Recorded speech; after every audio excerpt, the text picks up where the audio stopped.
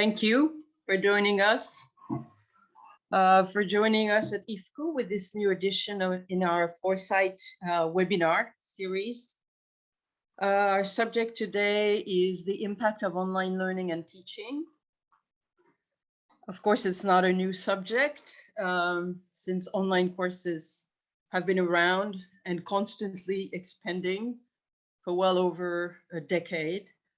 But what makes it new, perhaps, again, is of course, the massive worldwide switch to online at the beginning of the COVID-19 pandemic, which has actually continued on and off in some areas of the world since.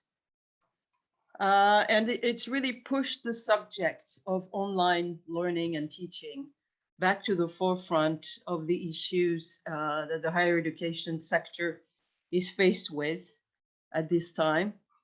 So what I'm going to do today is first give you a broad overview of the online learning and teaching experience during the pandemic and what we have learned from it so far. And then in a second part, I will offer a few reflections on, given what that experience has been, how the future of online learning and teaching may evolve in the coming years. I'm going to start sharing my screen and show you my slides.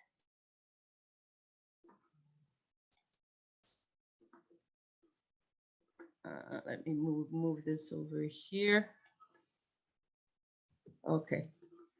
The next one is my outline.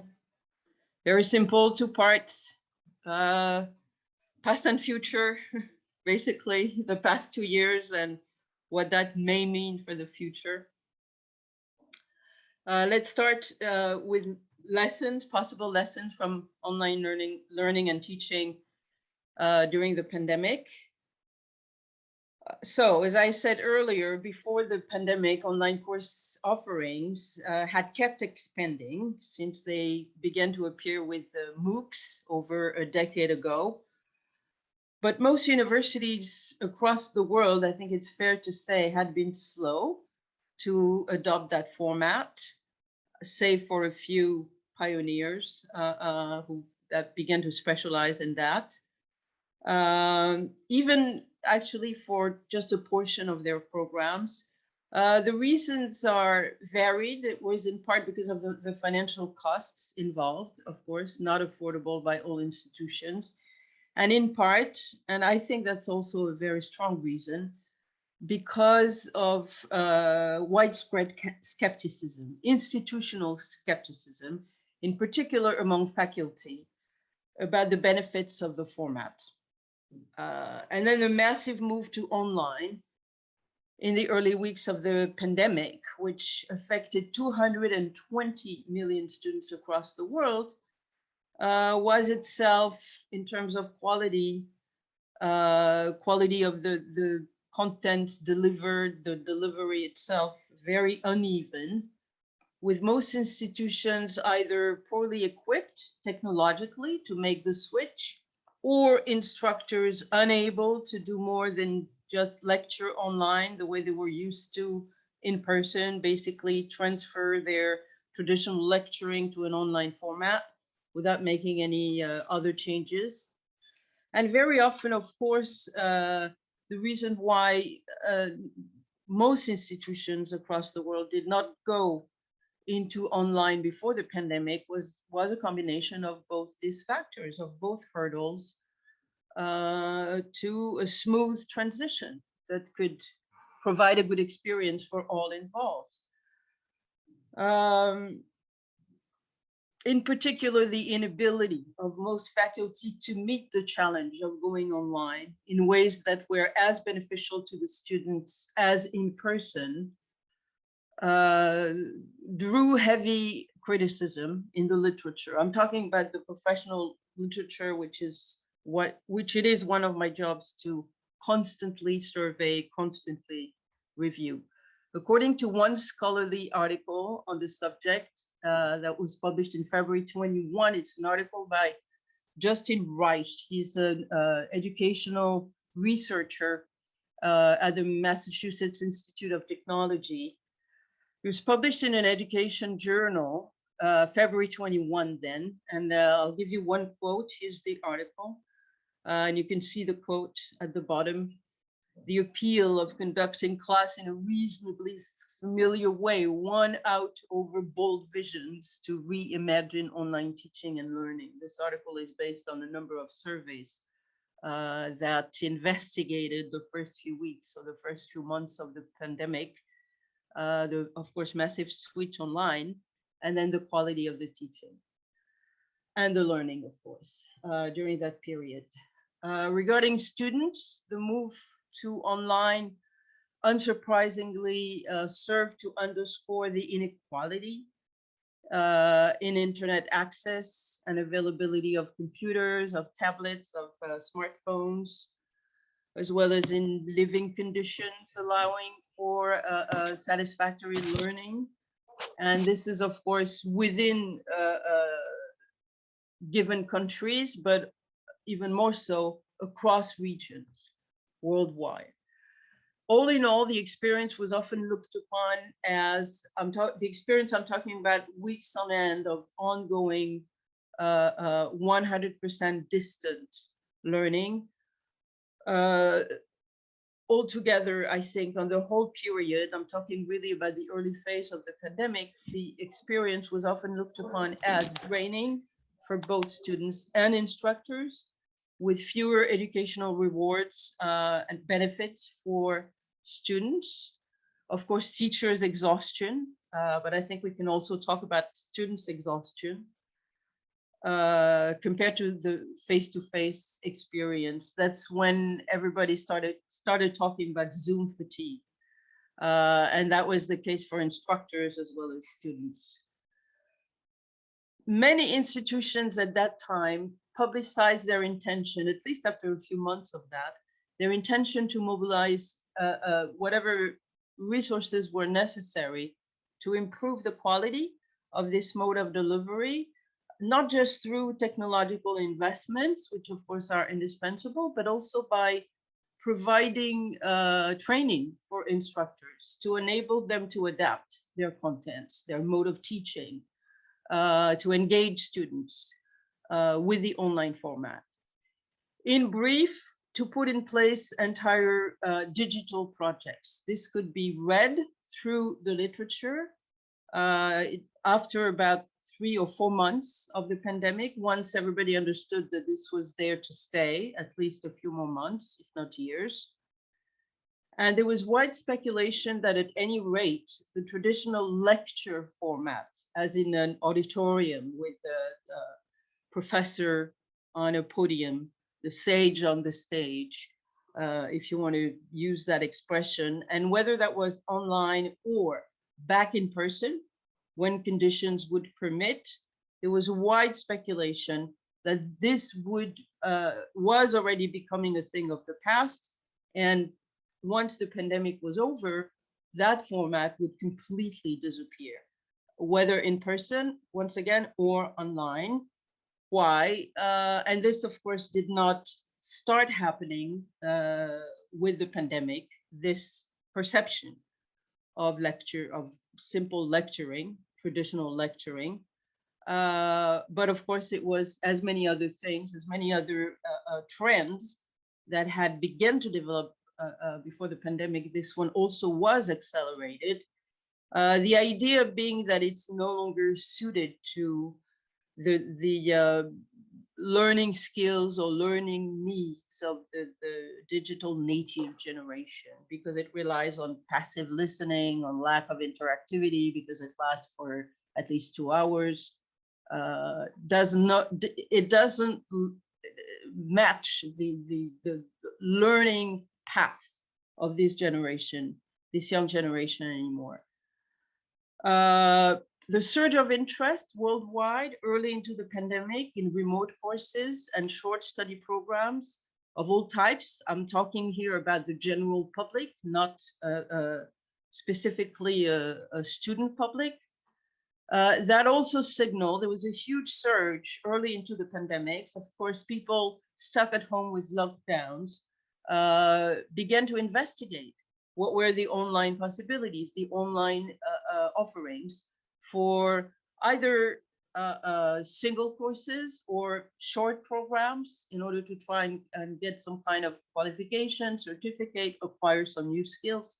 That too sent a signal that universities would have to take online offerings more seriously if they wanted to remain competitive.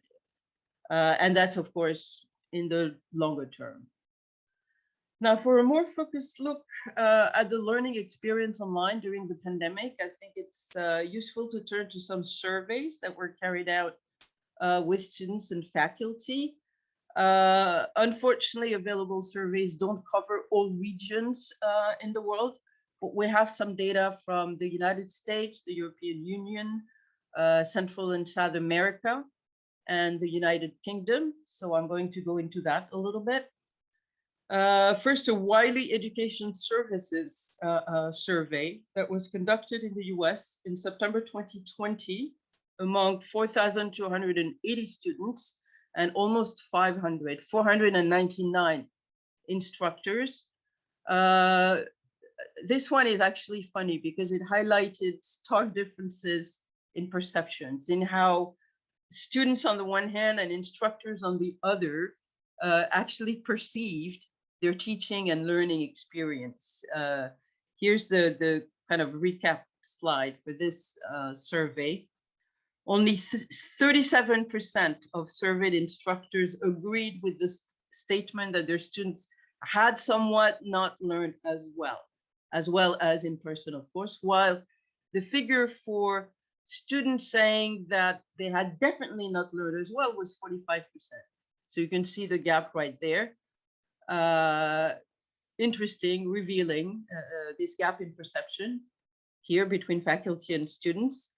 And in a previous survey, spring 2020 by Digital Promise, which is an American nonprofit, it was a smaller one, a survey of around 1,008 to be precise students. 79, this is only students, not faculty, 79% of respondents said that staying motivated through the semester had been difficult. They cited that as the #1 difficulty. Their satisfaction rate was, before the pandemic, the survey had been carried out with the same sample about satisfaction rate. The satisfaction rate pre-pandemic was found to be 51% overall. Beginning of fall 2020, so about 8 months into the pandemic, 7 months into the pandemic, that satisfaction rate had gone down from 51% to 19%. I don't have a slide for this one, but these are really telling figures. There's another third survey I want to mention, still in the US, which is very large scale, a large scale data study of 18,000 students. That one was published in July 2021, so much later. And it served as the basis for a working paper for the National Bureau of Economic Research. The findings were actually quite controversial in the higher education sector. That data study compared how studying online versus in person affected 1, grades, and 2, completion rates. And the finding was that in-person students performed better with respect to grades, performed better with respect to the likelihood that they would either continue with the course or withdraw from the course in the middle, and also with respect to the prospect of getting a passing grade. All of these things, in other words, completing the course, getting a good grade, and even just a passing grade was found to be more positive with the in-person format than the online format. This study also found, I think I have a survey for this one. I just have the cover page. the working paper. This study also found that students with weaker academic backgrounds struggled more online, which doesn't really come as a surprise, which caused grades to be inflated in the spring semester of 2020. Moving on now to the EU, to the European Union. Sorry, I did have, okay, that might be a problem with my, okay, that we have, that we saw. Okay, next, yeah, EU, there it is. That's a European Commission study carried out in spring 2020, based on a number of different materials. One is a 14 rapid response, a set of 14 rapid response surveys by university networks, student organizations, and researchers. It was also based on some 50 journal articles, reports, and publications. And aggregated results show that 81% of the students surveyed through all of these materials had stated that they had missed the person-to-person interaction of face-to-face classes.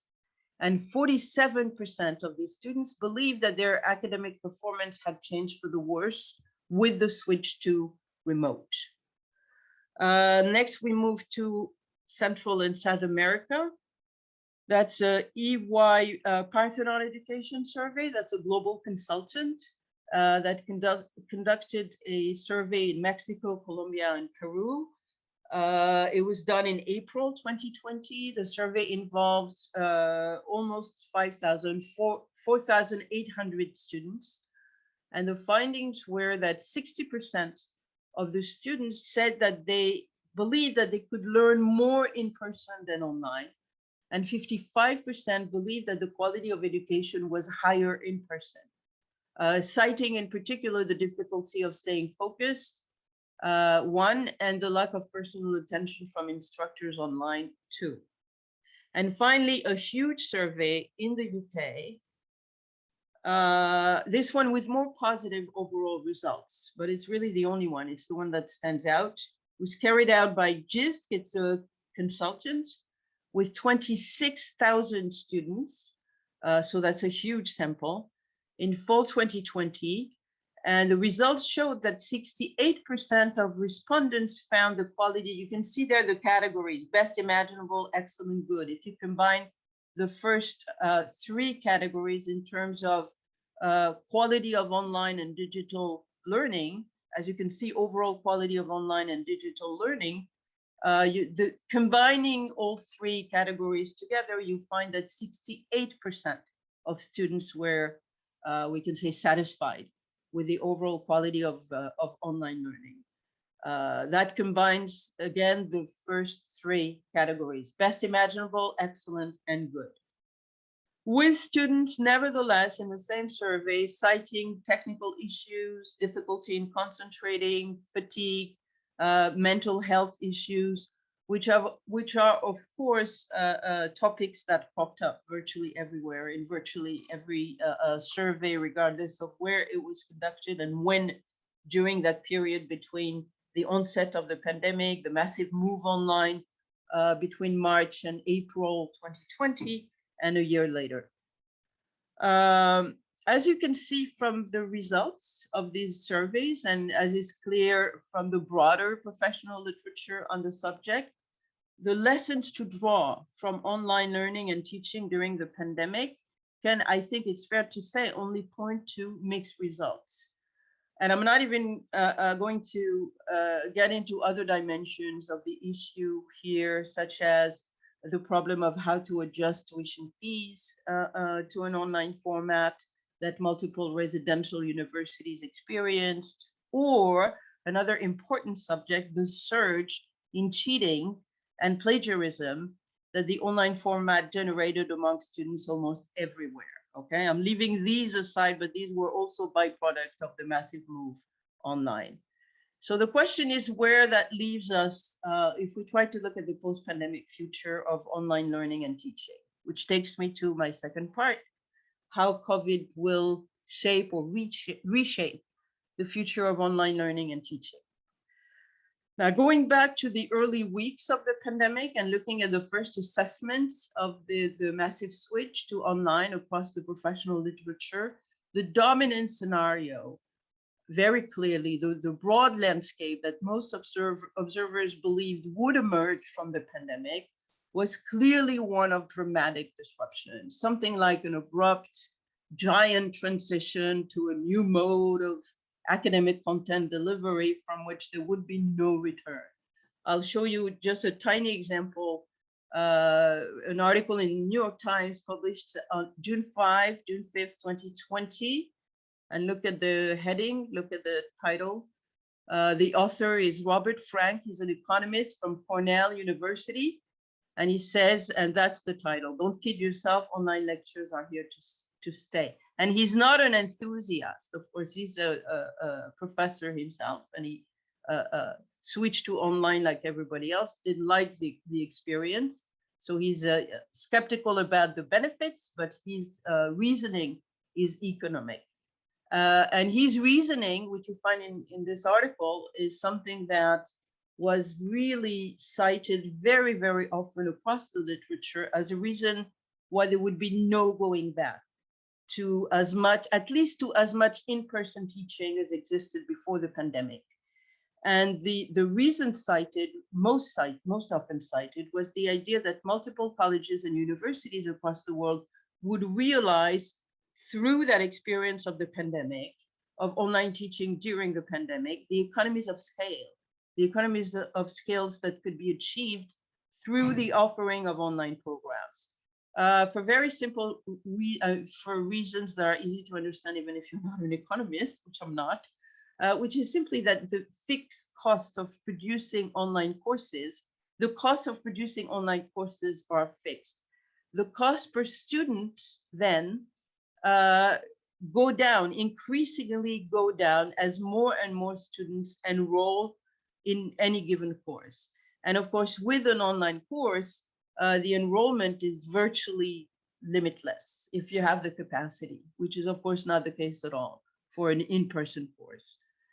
Okay, so all of this is the picture of predictions and forecasts really during the first phase, the early phase of the pandemic. Now, 2 years on, what we clearly see now, or what we're clearly faced with now, rather than a clear-cut picture of permanent switch to mostly online, is really two contradictory trends. And here I have summarized in my last slide, I think the takeaways, the main takeaways from that experience, and what we can at this point in time, knowing that the pandemic is not over yet, it is mainly behind us in some countries, but not yet in many others, what we can speculate about what will happen in the future and how the pandemic will have perhaps impacted the evolution of online learning and teaching. Two contradictory trends. On the one hand, the mixed results of the pandemic online experience that I've just detailed, the eagerness expressed, I haven't talked about that, but you could also read that through countless articles, the eagerness expressed both by multiple students and institutions and faculty to go back to the full face-to-face courses as soon as possible. That really seemed to undermine that whole narrative and to undermine the edtech discourse that's been also dominant for years, way before the pandemic, that the future of higher education will be almost fully digital. On the other hand, the move to virtual education, as I said before, has been ongoing for years, and there's no doubt that it's going to continue.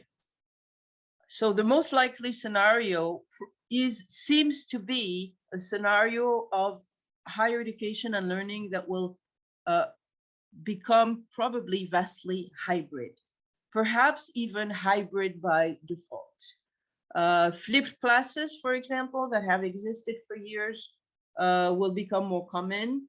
Learning platforms will adapt. They will have to adapt to accommodate these new modes of learning and teaching. There will be more training provided to faculty to navigate the transition. And then the most important change, perhaps, is the content itself. Content delivery itself will evolve from, or delivering content will mean less and less simply transmitting knowledge, the simple transmission of knowledge, which has been the traditional mission of higher education, to what is called student-centered learning. Things like collaborative teaching and learning.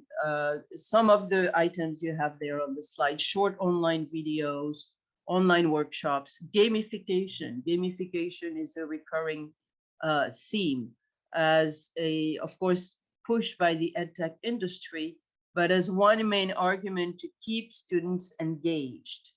Self-paced learning units, and other items that all seem to point toward the promotion of flexibility.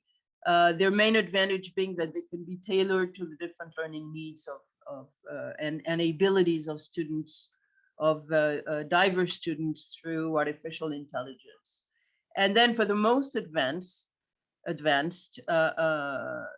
you have this right there, increasing use of virtual and augmented reality, but that remains really the case for a tiny minority of institutions at this moment. Asynchronous teaching and learning will become more widespread. More of the teaching and learning will incorporate the lived experience of students. These are the main developing trends. None of these trends appeared suddenly as a result of the experience of the pandemic. They were all there before. And so what comes out of most of the literature and the scenarios that you can read across the literature is that all of these trends that existed, that were developing rather slowly for most institutions, not at all for many, before the pandemic, will accelerate and probably expand more than they would have had without the pandemic. To conclude, I would say that the pressure for change in the higher education sector, of course, didn't start with the pandemic. The sector was already significantly challenged by the financial crisis of 2008. And so what is certain is at least the extent to which, in the wake of the pandemic, and given the rise since 2008 of alternative post-secondary paths to studying and training, those that we see generated by the unbundling of higher education, the rise of offerings from non-academic, non-institutional providers, and all of it in a context where employability is increasingly becoming the dominant concern, it's clear that universities will have to engage in demonstrating further the value of higher education, especially the value of higher education in the form of 3 to 4 year undergraduate programs. I'll leave you with something from a prediction, not a 100%, but rather a warning from the World Economic Forum. This came out last year. The World Economic Forum warned that current costs in multiple residential models will become unsustainable for most students. And the WEF said this may pose a massive threat for many of the 26,000 universities currently existing on the planet. So that's the happy and optimistic note that I will leave you on, and I'll be glad, of course, to take questions if you have any. And I want to thank you very much for sticking with me this far.